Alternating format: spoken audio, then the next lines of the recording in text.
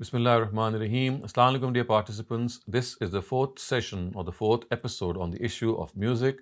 In our previous episode, we had seen some of the narratives of the Prophet, which actually give us this strong impression that as far as music is concerned, only its vulgar use or vulgar choice of words or words which actually depict something which is against monotheism is what is proscribed in religion.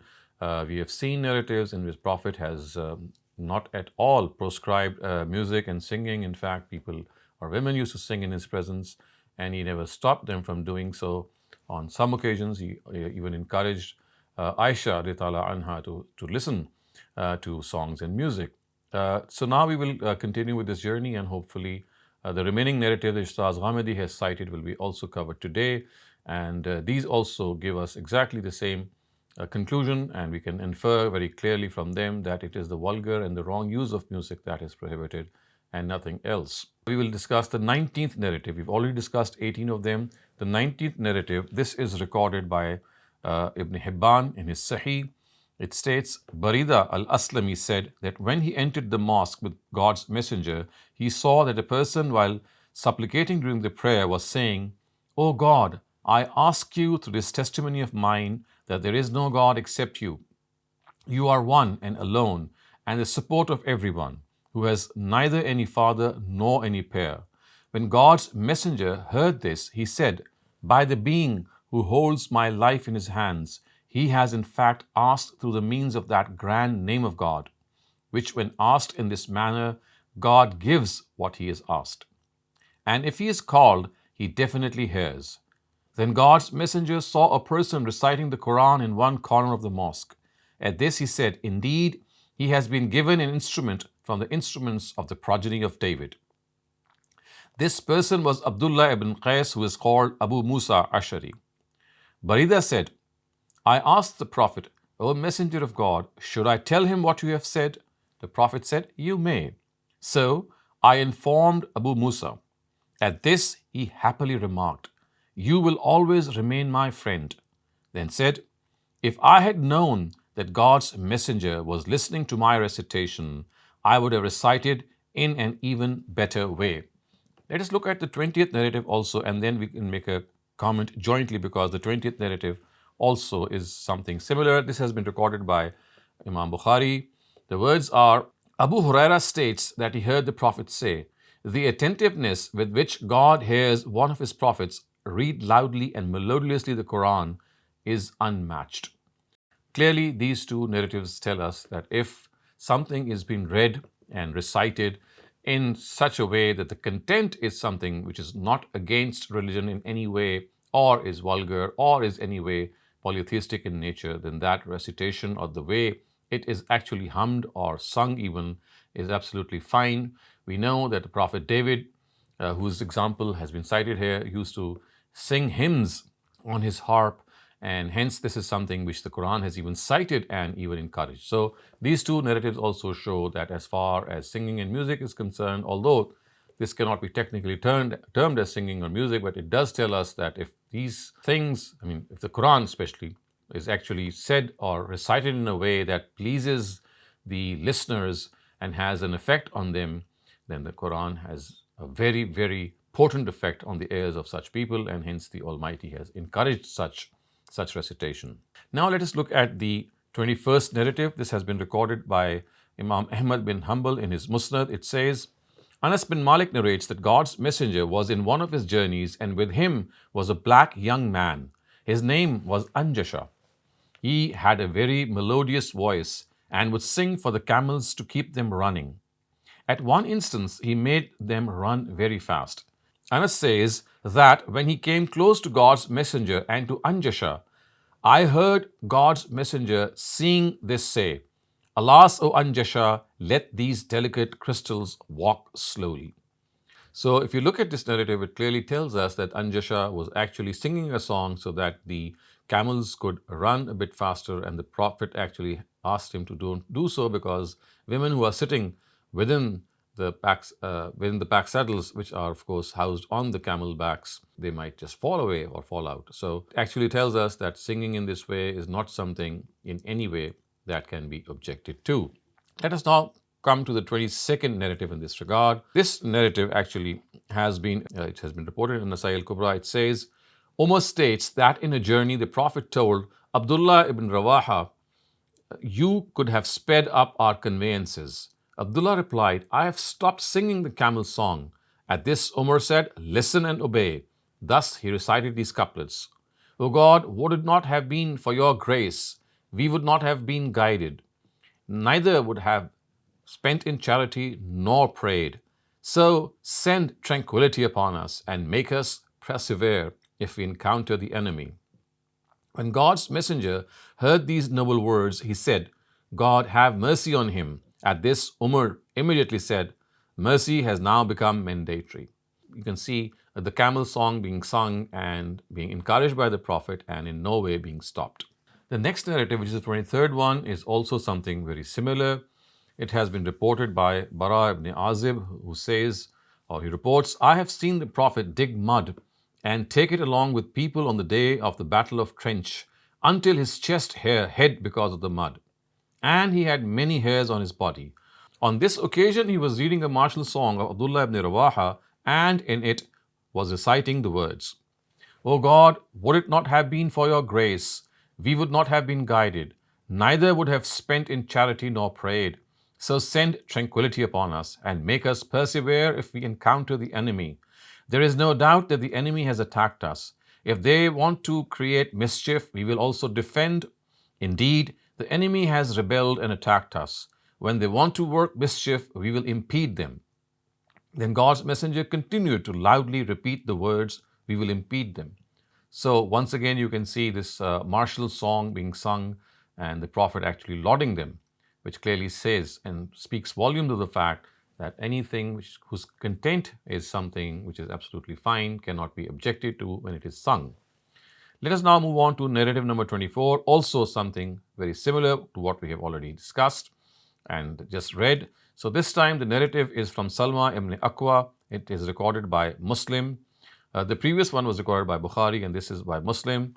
So Salma ibn Aqwa reports, we accompanied God's messenger in a journey to Khaybar.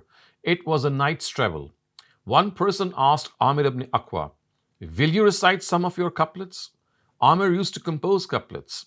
So he disembarked from the camel and began to sing the camel song for people. God's messenger was present among them, and Amir was reciting these martial couplets before his companions. O God, would it not have been for your grace, we would not have been guided, neither would have prayed nor given zakah. The people who have attacked us, when these people want to work mischief, we too will impede them. Your graciousness is ever indispensable. May we sacrifice our lives for you. So pardon us our sins. When we encounter the enemy, make us remain steadfast and send down tranquility on us. We are those who come when called, and people have called us, so that is why they have trusted us. When God's messenger heard these couplets, he asked, who is it that is speeding up the camels in this way? The companions answered, it is Amir. He said, may God have mercy on him. At this, one person remarked, O messenger of God, mercy has become mandatory. So, as you can clearly see, that this narrative also is something that can clearly be used to understand that martial songs or the camel song which are sung to make the camels run faster, they cannot be objected to in any way, and we can see clearly this has happened in the case of the Prophet as well. We now come to the 25th narrative, which is also very similar to what we have just studied and read. This has been recorded in the Al-Jami al-Sahih of Imam Muslim. The words are, Salma ibn Aqwa says, on the day of the Battle of Khaybar, my brother Amir fought valiantly alongside the Prophet. Then it happened that his own sword deflected back and struck him, and he was martyred. The companions of the Prophet, peace be upon him, started to discuss this matter. They had doubts about his martyrdom since his death took place through his own hands. They were also expressing doubts in some of his other matters too. After this, when the Prophet, peace be upon him, returned from Khaybar, I said to him on the way, O Messenger of God, if you permit me, I would like to recite some martial couplets before you. The Prophet gave him permission. At this, Umar said, Salama, whatever you have to say, think before you say it. Salama responded, Thus I read out these couplets. By God, were it not for God's grace, we would neither have been guided, nor prayed, nor paid zakat. When the Prophet heard this, he said, You are right. Salama then went on, Send down tranquility on us and make us steadfast when we encounter the enemy. The idolaters have attacked us. They demanded that we too profess disbelief like them. But we said, We will not listen to you. There is no doubt that those who have attacked us, when they intend to create mischief, we will also impede them. When I finished reciting this martial song, God's messenger, peace be upon him, asked, May God have mercy on him. I said, O God's messenger, some people were hesitant in offering his funeral prayer. They were saying he was killed by his own weapon.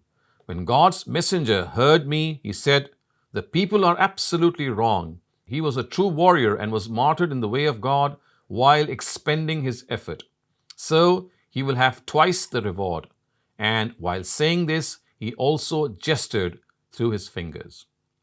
So you can clearly see again the martial song, the usual martial song that we have already seen and read earlier on, is once again right here before our eyes, and we can see how the Prophet has encouraged it and how actually such martial songs, they are instrumental in encouraging and bolstering the spirit of the army.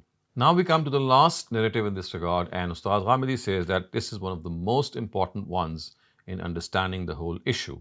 So this has been recorded by Ibn Hibban in his Sahih, and it has been narrated by Ali Ziyatala Anhu. So Ali says that he heard God's messenger say, I never ventured near the vices committed by the people of the age of Jahiliyyah except twice. And on both occasions, God protected me. On the first occasion, I was with a young man belonging to the Quraysh. We were grazing the goats of our household on the highlands of Mecca. I said to my companion, Take care of my goats, because I will spend today's night in the same way as the youngsters of Mecca spend them. He said, Fine. Thus I came out with this intention. Then, when I reached the place where the houses of Mecca were starting, I heard the voices of singing, the sounds of tambourine, and other musical instruments. I asked people, What is happening? They said about a person belonging to the Quraysh who had married a lady of the Quraysh that he has married such and such a lady. When I heard them, I sat down and began watching. Thus I became so engaged in the sounds of music and singing that I went off to sleep right at that place. It was the next day's sun that woke me up. So I got up and came to my companion, and he asked, What were you doing last night? I narrated to him the whole incident. The second day too, the same thing happened. I came out from there. I heard the same sounds that I heard the previous night, and I was told the same thing I was told the previous night. So I got busy in hearing them until I was overcome with sleep. And it was the heat of the sun that woke me up the next day. I then got up and went to my companion, and he again asked the same thing. What were you doing last night? I replied, I did nothing. By God, after that, I never ever intended to commit a vice that people in the time of Jahiliyyah used to commit until God assigned me to the position of prophethood. Now, viewers, Ustaz Ghamidi says that this narrative clearly shows that the Prophet actually heard the song and the music, because the place that he was actually going to go, he never reached there. He stopped well short, and on that occasion, he actually heard those songs and he went off to sleep. And we also know from this narrative that this was not something before he was commissioned to prophethood, because he is saying this, that this happened after he was commissioned as prophet. So we can clearly see, Ustaz Ghamidi, that his thesis, the way he has presented it, clearly shows that as far as music is concerned, the Quran at not a single place has prohibited it. And in ahadith also, if ever there is a prohibition mentioned, it is basically the content or the fact that in those times, music and singing were instruments of alcohol, drinking, consumption, and lewdness in which women would lustfully dance. And other than that, music, which is like a martial song, music which also takes the shape of reciting the Quran in a very melodious way, etc. We have clearly seen its examples in these narratives. And finally, the 26th narrative, which says that the Prophet himself fell asleep while listening to these songs, clearly shows that it was never prohibited. Otherwise, he would never have done so. And this incident that is reported in this last narrative actually took place after he was actually commissioned as the Prophet. So this brings us to an end to this topic, and inshallah, in our next session, we will be covering another topic, and that would be another objection that has been leveled against Ustaz Ghamidi.